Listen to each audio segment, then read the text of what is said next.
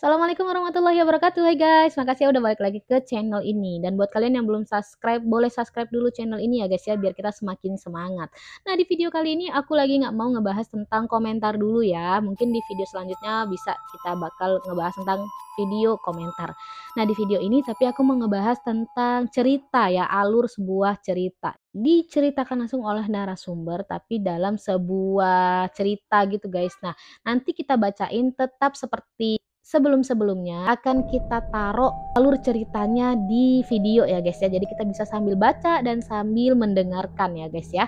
Nah, cerita ini tentang kisah pesugihan guys. Tapi kali ini ceritanya ini pesugihannya epic ya. Kenapa epic? Karena nggak semua cerita pesugihan itu alur ceritanya pasti menjanjikan gitu. Nah, di video ini, di cerita ini, ceritanya bener-bener epic menurut aku. Gimana ceritanya? Mari kita bahas langsung aja ke ceritanya. Check it out.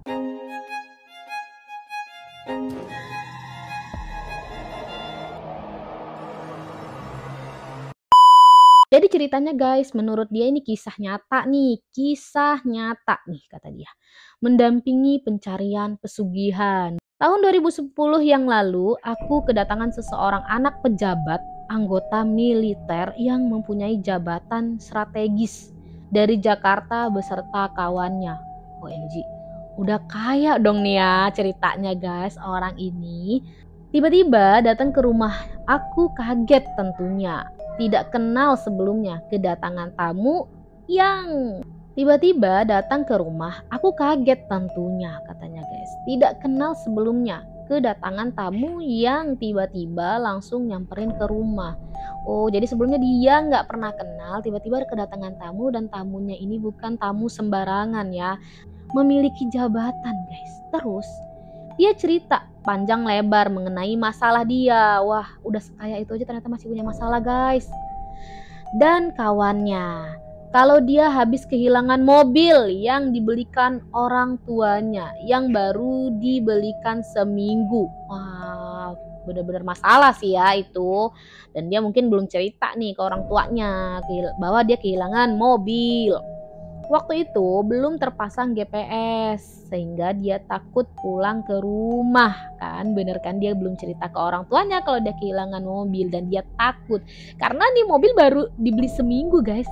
Disiplin militer pasti akan dikenakannya kalau sampai orang tuanya tahu guys. Wah, jadi walaupun dia ini orang kaya, tapi kayaknya ini masalahnya dia ini adalah seorang militer. Jadi kalau sampai nih dia terjadi sesuatu masalah dan masalahnya itu terkait keteledoran dan akan diberikan sanksi militer oleh orang tuanya, dan pastinya sering terjadi hal itu, makanya dia jadi takut terulang lagi guys. Terus sehingga dia bersama rekan satunya nekat pergi ke daerah Kebumen untuk mencari paranormal agar mobilnya bisa kembali guys. Niat yang bagus ya. Sedangkan kawannya habis merugi miliaran rupiah dari bisnisnya. Jadi temennya ini bukan untuk bermaksud menemani dia, tapi mereka saling menemani dan sama-sama memiliki masalah masing-masing dan berniat yang sama untuk mencari paranormal.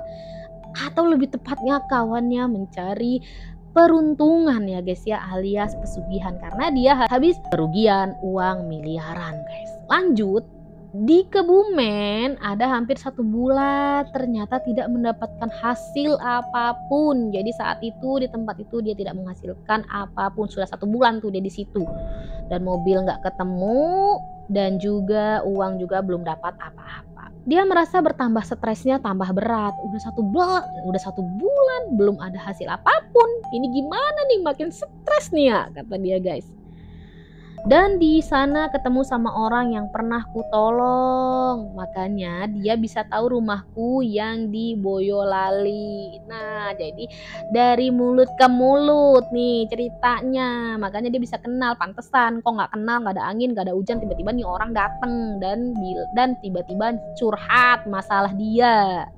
Terus guys, setelah bercerita kronologi, Masalahnya dan sampai bisa tahu rumahku, mereka berdua malah mengutarakan keinginannya mencari pesugihan. Jadi dia langsung to the point aja ya, bisa nggak sih bantu kami, mau pesugihan aja deh selama 1 bulan, selama kita berpikir-pikir minta tolong sana sini, kayaknya nggak ada jalan keluar selain daripada kita melakukan pesugihan. Jadi saya minta tolong, bisa nggak, gimana caranya saya mau melakukan pesugihan gitu guys. Dia langsung to the point nih. Apa? Kataku kala itu guys, kaget nih, pesugihan? Aku tidak tahu kalau masalah yang begituan, jawabku. Bang, kami sudah kepalangan basah, ujarnya. Dia tetap meyakinkan kepada orang ini untuk, bang, ini kita tuh udah 1 bulan di sini dan gak ada hasil apapun, dan kami udah telanjur basah nih. Udahlah sekalian aja kami mau ngadukin pesugihan aja. Padahal dia udah ngejelasin sebelumnya kalau dia itu nggak paham dengan hal-hal yang seperti itu. Terus dia masih ngelanjutin nih guys. Ayolah bang, pasti akses abang untuk membantu kami lebih mudah lah bang, tambahnya. Mereka memaksa agar aku mencarikannya nih, karena dia tahu aku pernah ngebantu orang nih, ceritanya dia nih ya guys, pernah ngebantu. Jadi dia mikirnya nih orang gak mungkin cuman punya relasi yang segitu-segitu aja, pasti lebih daripada itu.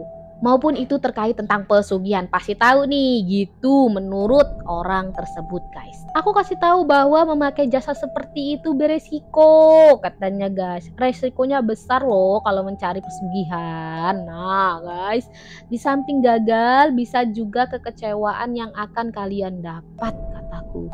Nah, jadi nggak semua pesugihan itu pasti dapat jalan keluar yang akan menguntungkan guys. Bisa jadi juga malah mengecewakan dan merugikan. Tuh dia udah ngasih tahu nih sebelumnya guys. Dan selama ini mungkin makanya dia bertekad untuk udahlah saya pesugihan aja. Karena dia terlalu sering mendengar cerita-cerita bahwa pesugihan itu pasti berhasil. Makanya dia ngambil keputusan yang menurut dia telanjur basah katanya. Dia lebih baik saya pesugihan, yang menurut dia pesugihan itu pasti berhasil katanya guys. Makanya dia maksa. Dan si abang ini juga udah ngejelasin, ini beresiko loh, bisa jadi nanti malah kamu gagal loh, katanya gitu guys. Tapi menurut dia mikir gini, kalau aku sungguh-sungguh dan serius mungkin bisa jadi aku gak mungkin gagal nih, gagalnya pasti lebih kecil gitu, berapa persennya paling kecil, gak mungkin nih aku gagal, katanya gitu guys. Lanjut guys, bang kami sudah tidak peduli lagi, katanya mereka guys. Berapapun akan ditanggungnya resiko itu, katanya. Tekad kami sudah keras bang, imbuhnya. Jadi menurut dia mungkin ya guys ya, dia itu si malakama nih, saya pulang juga bakal babak belur gitu kan, karena dia akan diterapkan militer gitu.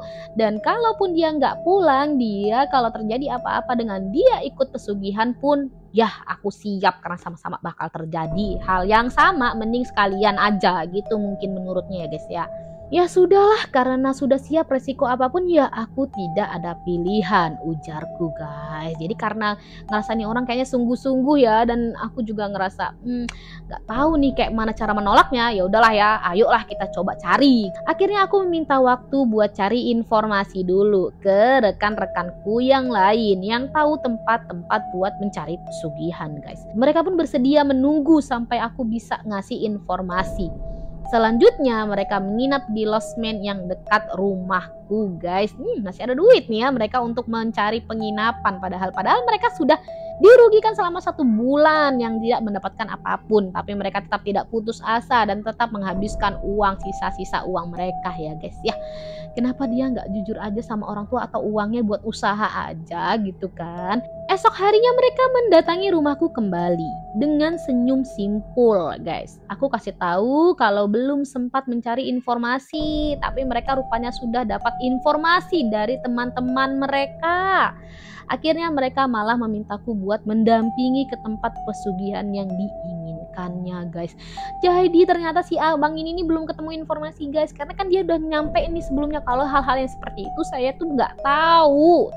Tapi karena dipaksa akhirnya dia cari tahu, dan sampai detik itu pun dia tetap belum tahu. Dan malah karena yang berkeinginan besar si abang-abang tadi yang kesulitan, yang punya masalah katanya itu tadi, dia yang malah mencari karena dia berkeinginan besar itu guys, akhirnya mengakibatkan mereka bertemu. Nah bertemu dengan apa yang dia cari. Nah itulah katanya, konon katanya kalau kita bersungguh-sungguh maka kita akan menuju jalan yang kita mau. Tapi dia jalannya salah nih guys ya. Harusnya dia bersungguh-sungguhnya dari tempat yang lain ya kan, biar supaya dia jadi jauh lebih baik gitu kan. Karena dia ngerasa tetap nih orang kayaknya punya ilmu lebih. Nah kayaknya perlu nih untuk nemenin dia, dan si abang ini tetap disuruh untuk mendampingi guys. Bang, kami sudah dapat informasi yang valid. Kami minta bantu abang mendampingi saya karena kami yakin abang punya kemampuan supranatural biar kami lebih legah dalam mencarinya, kata mereka guys. Nah kan, dia walaupun udah dapat informasi tapi tetap butuh orang yang katanya ini orang jauh lebih paham lah tentang hal-hal gaib seperti itu guys.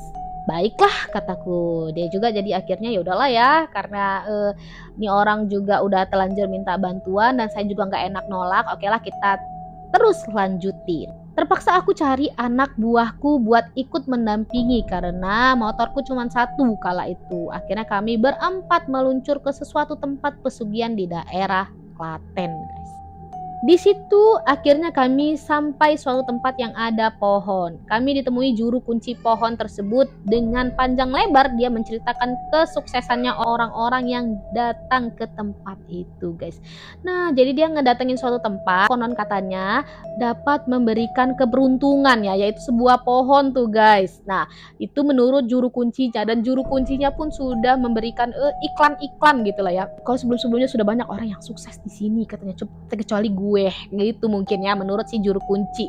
Si juru kunci ini dia belum sukses-sukses gitu. Terus setelah bercerita, akhirnya disepakati untuk meminang makhluk penunggu pohon tersebut dengan mahar senilai 5 juta dengan perincian untuk kenduri 7 Jumat dan pembelian aborampe buat meminang penunggu pohon tersebut guys. Agak lumayan rumit ya guys ya kesepakatannya gitu, dan 5 juta nggak kecil kan ya, bisa tuh harusnya dia buat modal dia jual cilok gitu misalnya kan. Abis itu nanti ketika dia jual cilok terus penghasilannya dia bisa balikin buat hutang piutang miliaran rupiah dia tadi, atau untuk dia beli mobil. Cukup nggak kira-kira guys ya? Mungkin dia mikirnya udahlah uang anak-anaknya ini mendingan buat pesugihan gitu kan. 5 juta tuh nggak kecil loh, lumayan loh ya kan. Dan diajaklah kami untuk melihat area seputar pohon katanya guys. Tidak ada yang aneh sih menurutku. Setelah melihat pohon, dikasih tahu syaratnya setelah terjadi peminangan tidak boleh berhenti di tengah jalan katanya guys. Bahwa nanti kalau pulang kendaraan akan berasa berat. Dan yang terpenting harus menyediakan ruang khusus buat makhluk tersebut dan aneka mainan yang disukai makhluk tersebut guys. Jadi ketika mereka pulang nanti nggak boleh berhenti di jalan. Kenapa? Karena ternyata ada yang ngikut di kendaraan mereka guys. Dan konon katanya itu dia berat guys. Nanti kalau berat itu pasti dia bawa sesuatu nih katanya tuh. Aduh berat ya, kita bawa apa nih ya? Jangan-jangan uang sekoper. Tapi katanya bukan, ternyata makhluk guys. Dan kalau bisa ya disiapkan mainan untuk si makhluk. Mainan, berarti ini makhluk nih kayak berupa anak kecil nggak sih guys? Kalau anak kecil kenapa berat gitu dibawa di kendaraannya? Kupikir tadi makhluknya ya seberat pohon, sebesar pohon gitu kan, ternyata enggak. Ini makhluk suka mainan nih. Apalagi kalau bukan apa ya kira-kira? Bisa lah ya kalian komen di bawah komentar ya. Disepakatilah esok harinya untuk meminang makhluk tersebut ya. Kupinang kamu dengan uang 5 juta guys, bukan dengan bismillah ya. Sekitar jam 2 keesokan harinya sampailah kami berempat ke daerah tersebut. Kami disambut sang juru kunci dan mulailah ritual digelar guys. Jadi keesokan harinya nih baru dia melakukan ritual-ritual di siang hari, yaitu pukul 2 siang guys. Sesaji banyak banget isinya. Kami ikut sang juru kunci bersila di bawah pohon. Ini ngapain dia ikut-ikutan guys? Ini si juru kunci kenapa nyuruh kamu mau ikut juga atau gimana? Karena kami dipersilakan untuk ikut. Akhirnya mereka ikut bersila nih. Mungkin karena nanti takutnya nggak sopan sama makhluk-makhluk yang ada di situ ya. Kalau yang lainnya bersila, dia enggak gitu kan. Akhirnya dia diperintahkan untuk ikut bersila. dupa dibakar dan mantra-mantra Jawa dikidungkan guys. Oh gitu kan, ojo ngono ojo ngono ojo ngono ojo ngono gitu. Aku sempat sedikit mencuri dengar kidung japa mantra yang diucapkannya. Kaki geletak, nini geletek, jaluk pambiantumu dayang kang manggon ono ing wit gitu. Aku lebih tertarik mengamati seputar pohon ya, sambil dia ngedengerin. Itulah perkataannya sedikit-sedikit yang dia pahami guys. Tapi dia bukannya fokus untuk ikut bertapa, dia malah ngelihat sekitar-sekitar pohon nih. Udahlah kan gue nggak ikut pesugihan kan, gue ngeliatin aja deh nih pohon, apa jangan-jangan ada yang nongol gitu kan, atau nih pohon uangnya keluar nanti jadi uang gitu kan, kayak cerita kita yang sebelumnya sih guys. Yang ingat gak sih yang dari pohon tangkil berubah jadi uang gitu kan. Mungkin dia mikir gitu kan guys, oh ini jangan-jangan nanti di pohon berubah jadi uang gitu kan. Kok aneh ya, tidak seperti yang diceritakan selama ini. Aku melihat ada segelintir seukuran bocah kecil, tapi wajahnya menunjukkan ketuaan. Mereka ada yang bersantai di pagar dan di pohon dengan semacam cawat yang menutupi auratnya. Cawat guys, telinga runcing dan bibir yang vertikal. Jumlah jemari kakinya ada yang 3, ada yang 4. Katanya kerajaan kok sedikit penghuninya. Batinku kala itu ada apa gerangan. Tapi itu hanya ku batin saja. Biarlah itu urusan juru kunci dan pencari pesugihan guys. Jadi karena dia punya ilmu gaib ya guys ya. Jadi dia bisa melihat kondisi keadaan di situ dan dia melihat makhluk itu guys. Dan dia melihatnya sangat diperhatikan guys ya. Sampai tahu jarinya ada berapa. Tuh sempet dia ngitung atau gimana ya guys ya. Dia ngelihat itu berarti bener-bener memperhatikan guys. Dan telinganya runcing konon katanya guys. Dan tapi cuma beberapa nih, seakan-akan nih ya, pikir dia mungkin yang aku tangkep ya guys ya, seakan-akan nih makhluk-makhluk dibawa sama juru kuncinya, bukan makhluk-makhluk yang ada di situ guys. Tapi ini balik lagi nih, ini kayak makhluk si anak kecil nih, kalian tahu kan apa? Selebihnya diambilnya 2 daun dari pohon itu. Selesailah ritual peminangan katanya guys. Nah, jadi dia cara selesainya adalah dengan memetik daunnya itu. Nanti kalau sudah sampai Jakarta harus menyediakan ruangan khusus yang penuh mainan ya katanya. Dan setiap malam Jumat Kliwon harus sesaji jerohan ayam, pisang, bubur merah putih guys, nasi tumpeng dan sesaji yang lain. Dan harus baca mantra yang dikasihnya. Nanti kalau ritual berhasil akan ada uang di kamar tersebut, kata sang juru kunci. Oh, jadi cuma ngikutin ritual guys, nggak usah perlu harus bekerja ataupun melakukan apapun, nanti ada uang datang dengan sendirinya guys. Jadi nggak uang berupa pohon ya guys ya, tapi uangnya sekarang jauh lebih elit, datang sendirinya nih gitu. Yang penting dia melakukan ritual yang diperintahkan oleh juru kunci. Selanjutnya kami berempat pulang dan sang guru kunci menyerahkan 2 gulungan kecil yang bentuknya pocong, dimasukkan ke satu kantong guys. Oh, jadi kayak kecil terus bentukannya kayak pocong gitu guys. Selanjutnya kantong tersebut tidak boleh diletakkan sembarangan dan tidak boleh menengok ke belakang, juga tidak boleh berpamitan guys. Kami pun meleset meninggalkan tempat tersebut. Aku sempat melirik ke arah pohon dengan tatapan yang aneh. Jadi ketika dikasih gulungan, nih ya, tapi kamu jangan nengok-nengok lagi, nggak usah pamitan, langsung seng. Udah dikasih langsung pergi dan jangan taruh sembarangan ya, ini selama kamu berjalan pulang gitu konon katanya guys. Di tengah perjalanan kurasakan tarikan sepeda motorku agak berat dan benar-benar berat guys. Wah, ketambahan beban pikirku guys. Jangan lupa ya bantuin bayar bensin kalau udah nebeng. Akan tetapi begitu mau sampai ke jalan raya, kulihat selebat bayangan putih meloncat dari motor anak buahku dan motorku. Wah, ada yang kabur pikirku. Kok kabur sih? Emang sempet berhenti atau gimana ya? Atau mantranya kurang? Atau si jinnya ini kayaknya nggak kena feel-nya nih sama si bosnya gitu kan guys. Terus kabur. Aduh, kenapa kabur nih? Nih dia kalau tahu kabur harusnya ngomong dong gitu kan. Kabur, tangkep dulu gitu. Jangan diem aja, jangan ngelanjutin perjalanan. Terus guys, 2 bulan berikutnya aku dapat telepon dari Jakarta bahwa mereka tidak sukses sama sekali dalam pemaharan makhluk tersebut dan mereka sudah telepon sang juru kunci yang katanya akan diganti. Hehehe, aku tersenyum simpul guys. Ya gimana mau sukses, orang si makhluk tadi pergi kabur dan si kawannya ini, kawan barunya ini nggak cerita kalau ternyata itu kabur makhluknya gitu kan guys. Aduh gimana sih, aduh ini siapa sih yang perlu kita kasihanin ini ya. Ini si orang merasa ditipu sama dukun padahal dukunnya nggak berniat nipu, tapi yang tahu juga nggak ngasih tahu guys. 3 hari kemudian mereka datang ke rumahku. Aku nasihati sekali lagi, apa mereka merasa ada yang tidak beres? Mereka tidak menjawab dan tetap kepingin menukarnya katanya. Kuceritakan apa yang kulihat sewaktu ritual di pohon tersebut. Akan tetapi mereka kekeh ingin balik lagi ke sana guys. Oh akhirnya nih ketika dia nggak sukses-sukses balik lagi ke tempat si A ini ya. Terus udah diceritain kejadian kronologinya kalau ada si kabur nih, ada yang kabur nih, tapi dia tetap oh aku mau balik lagi deh kalau kayak gini gitu kan guys. Setelah sampai di sana ternyata penukarannya tidak gratis, mereka tetap harus membayar 5 juta lagi sebagai pemaharan guys. Nah ternyata ini dia tetap minta penukaran lagi tapi tetap harus bayar lagi 5 juta, nggak ada garansi nih ya.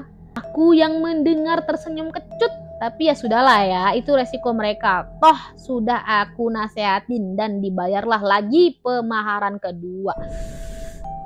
Aduh gimana sih, bukannya cari juru kunci yang lain gitu kan, atau gimana sih? Ini si juru kunci aja nggak kaya loh punya pegangan si makhluk-makhluk tadi guys. Dan si makhluk-makhluk tadi aja kabur loh, udah dijelasin loh, tapi ini mau dibeli lagi loh ini. Gila pikirku, duit segitu buat 2 buah daun. Akhirnya pulanglah kami berempat dan mereka pamit ke Jakarta. Jadi mereka melakukan hal yang sama seperti yang sebelumnya. Gak ngambil pengalaman dari yang sebelumnya kan guys. 2 bulan berikutnya aku dapat telepon dari Jakarta kembali dan ku dengar sumpah serapah sang temen anak pejabat tersebut serta meminta maaf karena tidak mendengar nasihatku. Kekayaan tidak dapat, justru uangnya tambah hilang. Nasib pencari pesugihan. Hahaha. Itulah cerita epic atau plot twistnya ya guys ya. Ternyata dia melakukan pesugihan tidak semanis dan selancar yang cerita-cerita pada umumnya guys. Ternyata dia kali ini gagal guys. Nah ini siapa di antara mereka yang saling melakukan penipuan? Si dukun atau si jinnya nih? Si jinnya nipu kabur, jinnya nipu kabur, atau si dukunnya yang nipu guys, atau ya kurang akal nih orang yang melakukan pesugihannya nih guys. Nah itulah salah satu plot twistnya cerita dari pesugihan kali ini guys. Nah menurut kalian gimana guys? Ada yang masih percaya dengan pesugihan? Nah nanti kita akan cari ya cerita-cerita pesugihan yang kira-kira konon katanya berhasil ya guys dan kaya raya ya. Walaupun berhasil, konon katanya tetap ada yang dapat menjadi korban atau merugikan daripada kisah-kisahnya guys. Nah begitulah cerita dari cerita pesugihan kali ini guys ya. Itulah cerita yang ku ceritakan, menurutku ada plot twistnya atau yang terepik kisah pesugihan kali ini guys. Nah sudah ya, cukup sampai di situ ceritanya. Nanti besok-besok kita akan melanjutkan cerita-cerita selanjutnya di video-video selanjutnya. Oke, terima kasih sudah mendengarkan sampai selesai cerita ini. Wassalamualaikum warahmatullahi wabarakatuh. Bye bye.